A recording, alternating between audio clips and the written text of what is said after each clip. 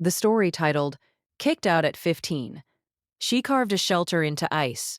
By spring, she was the last one standing, is one of those raw, gripping survival tales that captures the human spirit at its most desperate and resilient. It follows a 15-year-old girl who is suddenly thrown out of her home with almost nothing as winter approaches. Instead of surrendering to the freezing cold and certain death, she finds a way to carve out a shelter literally into the ice, or a frozen landscape, turning what seems like an impossible situation into a testament of ingenuity, endurance, and quiet triumph. By the time spring arrives, she has not only survived but outlasted others around her, emerging as the sole survivor in a harsh environment that claimed many lives. To explain this story in depth, we must first understand the context in which such narratives often unfold. These kinds of accounts are usually set in remote, unforgiving frontiers. Think the American prairies, Alaskan wilderness, or isolated mountain regions during the late 19th or early 20th century, when families faced poverty, disease, or sudden loss of providers. In this particular tale, the girl, let's call her Elara for the sake of narrative flow though, the exact name may vary in retellings, comes from a broken or struggling household. Perhaps her father has passed away from illness or an accident, leaving her with a step-family that sees her as an extra burden rather than family. Or maybe her own parents, overwhelmed by hardship, decide they can no longer support her amid dwindling food stores and biting cold. The moment she is kicked out is abrupt and cruel. One evening, after a heated argument or simply because resources are too scarce, the door shuts behind her. She stands outside in the gathering dusk, the temperature already plummeting, with maybe a thin coat, a small bundle of belongings, and perhaps a few coins or nothing at all. The wind howls across the frozen ground, and snow begins to fall. At 15, she is still a child in many ways. Physically not fully grown, emotionally raw, but the world demands she become an adult instantly, or perish. The initial shock is overwhelming. Panic sets in as she realizes there is no going back. Knocking or pleading yields only silence or harsher rejection. She wanders for hours or days seeking any form of cover. Abandoned barns or shallow caves might offer temporary relief, but they are insufficient against the deepening winter. Blizzards roll in, visibility drops to zero, and temperatures plunge below zero for weeks on end. Starvation looms because foraging is nearly impossible under snow and ice. Wild animals, weakened by the same cold, become both threats and rare opportunities for food. Hypothermia is the constant silent killer, creeping into bones and slowing the mind until decisions become fatal mistakes. In this phase of the story, the narrative highlights her vulnerability. She is not a trained outdoorswoman or a hardened pioneer. She is an ordinary teenager suddenly stripped of safety, warmth, and belonging. Her tears freeze on her cheeks, her fingers go numb, and every step feels like it could be her last. Yet something inside her refuses to lie down and accept defeat. That spark, call it stubbornness, fear-driven will, or an innate survival instinct, pushes her forward. The turning point comes when she discovers or decides upon the ice itself as her unlikely ally rather than enemy. In many versions of such stories, the landscape features glaciers, frozen riverbanks, dense snowdrifts, or permafrost-like ground that can be shaped. She begins by scouting for a natural formation, a crevice in a rocky outcrop coated with ice, a deep snowbank against a hillside, or even a frozen waterfall that has created hollow spaces beneath. Using whatever tools she has or can improvise, a sharp stone, a broken branch, or her bare hands wrapped in rags, she starts carving. This is not easy work. Ice is unforgiving. It resists, chips slowly, and can cut skin like glass. Her hands bleed, her muscles ache with exhaustion, but she persists hour after hour, day after day. She hollows out a small chamber, just large enough for her body to curl inside. The walls are pure ice, or a mix of packed snow and ice, which ironically provides insulation once properly shaped. Snow and ice trap air pockets that act as natural barriers against the wind. She learns through painful trial and error how to angle the entrance away from prevailing winds, how to create a small vent for smoke if she manages to build a fire, and how to reinforce the ceiling so it does not collapse under accumulating snow. As she carves deeper, the shelter evolves. She packs the interior with additional snow for better insulation, perhaps lines the floor with evergreen boughs, scavenged from nearby trees if any exist, or dry grass and moss dug from under shallower snow. A small fire pit becomes essential. She gathers what little wood she can find: twigs, fallen branches buried in drifts, or burns dried animal dung if available in the region. The fire must be tiny and carefully tended because oxygen inside the ice chamber is limited, and too much smoke could suffocate her. Water is obtained by melting snow or ice over the flame, but she must be cautious not to waste fuel. Food is the greatest challenge. She sets simple snares for small animals like rabbits or squirrels that might venture near. If near a frozen lake or river, she learns to cut holes in the ice to fish, using a makeshift line from unra. Veld clothing threads and hooks fashioned from bones or thorns, berries or roots, preserved under snow, become precious finds. Every calorie counts. She rations strictly, eating only enough to keep moving and thinking clearly. The psychological toll is immense and forms a core part of what makes the story compelling. Alone in the ice shelter, darkness presses in for most of the day during the long winter months. Sounds of cracking ice or howling wind can drive fear into the heart. Loneliness gnaws at her. Memories of family, warmth of a hearth. Voices of siblings or parents flood back, sometimes bringing sobs that echo in the small space. She fights despair by keeping busy, maintaining the fire, reinforcing walls, planning for the next day.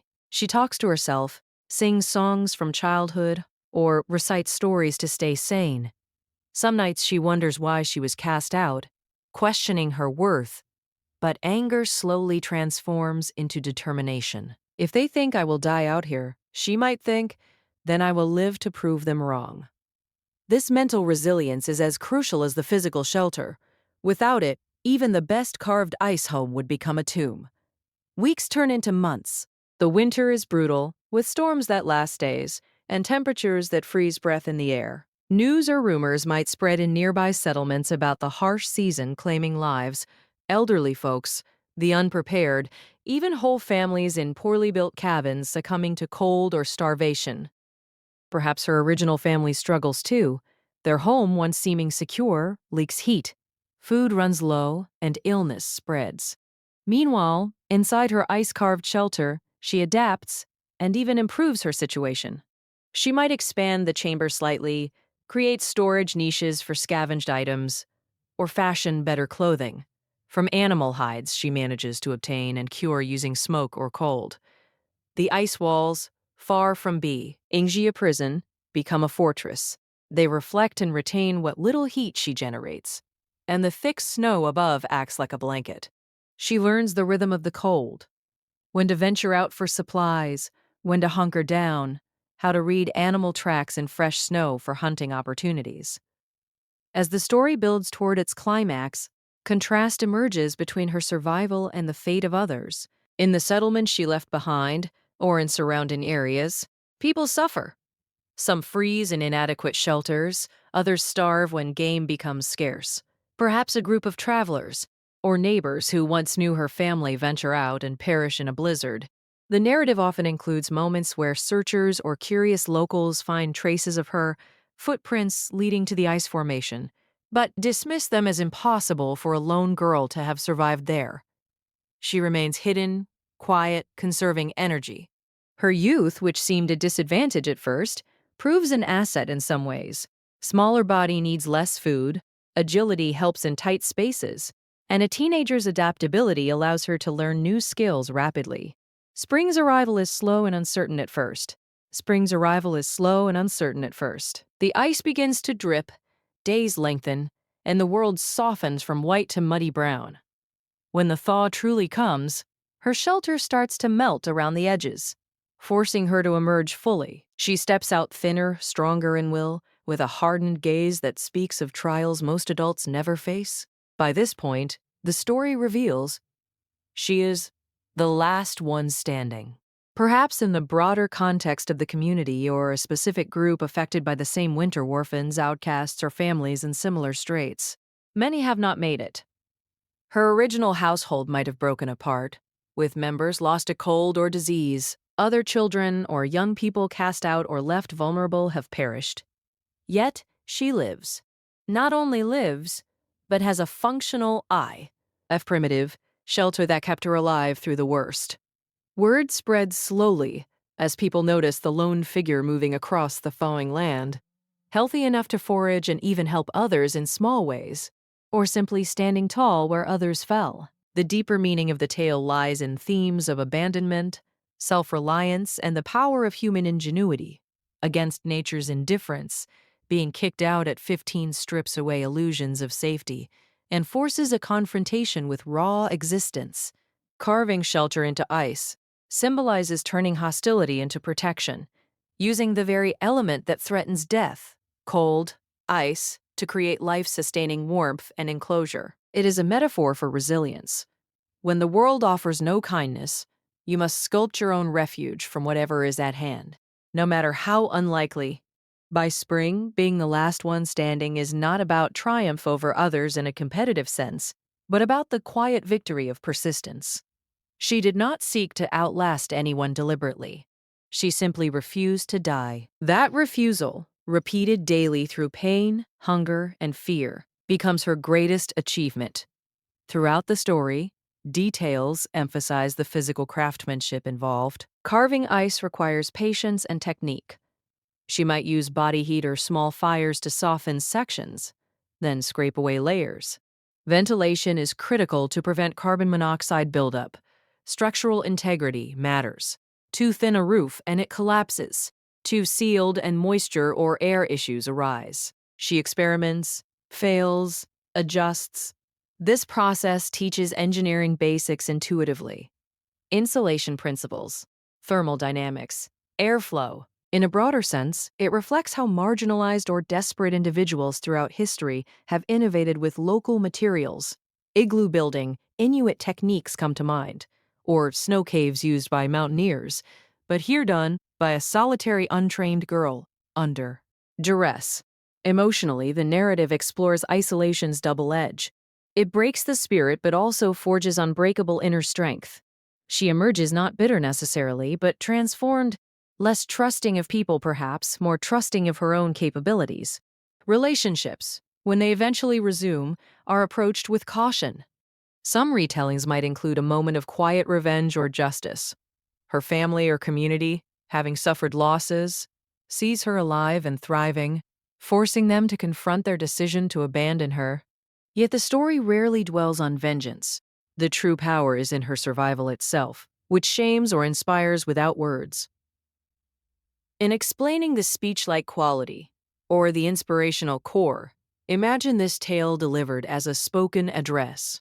It would begin with the stark scene of ejection into the night, building tension through sensory details. The crunch of snow under thin shoes, the sting of wind on exposed skin, the ache of empty stomach. It would linger on the carving process not as quick heroism, but as grueling labor.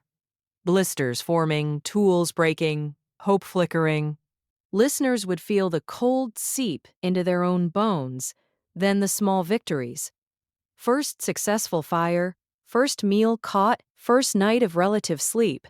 The climax in spring would land with emotional weight. Her standing amid melting snow, perhaps helping a weakened animal, or simply breathing in the fresh air. Alive when so many were not. This story resonates because it taps into universal fears of abandonment and the equally universal hope that we can rise above circumstances. In modern times, it reminds us that while few face literal ice shelters, many encounter metaphorical winters, loss of home, family rejection, economic hardship, mental health struggles. The lesson is that survival often requires carving one's own path, using harsh realities as building materials rather than excuses. Ingenuity born of necessity can create wonders. A 15-year-old with nothing but will and a bit of ice can outlast a season that defeats the prepared and the privileged alike. Expanding further, consider the historical or cultural echoes. Similar real-life accounts exist from pioneer eras, where young people, orphaned on the trail or in remote homesteads, improvised shelters from sod, snow, or caves. The ice element adds drama, evoking polar or high-altitude survival, though the core is universal. It underscores that age is no barrier to courage. In fact, youth's energy and lack of preconceived limits can enable breakthroughs adults might dismiss as impossible. By spring, the last one standing carries poetic justice. She stands not in defiance but in quiet proof that life finds a way when given even the slimmest chance and seized with both hands. The tale also subtly critiques societal failures, families or communities that discard the vulnerable instead of supporting them. In harsh times, resources are tight, but the story suggests that true strength lies in collective care as much as individual grit. Yet it celebrates the individual who, when care is withheld, finds resources within. Her carved ice shelter becomes a symbol of self-made security, a space that, though temporary and melting with the season, serves its purpose perfectly.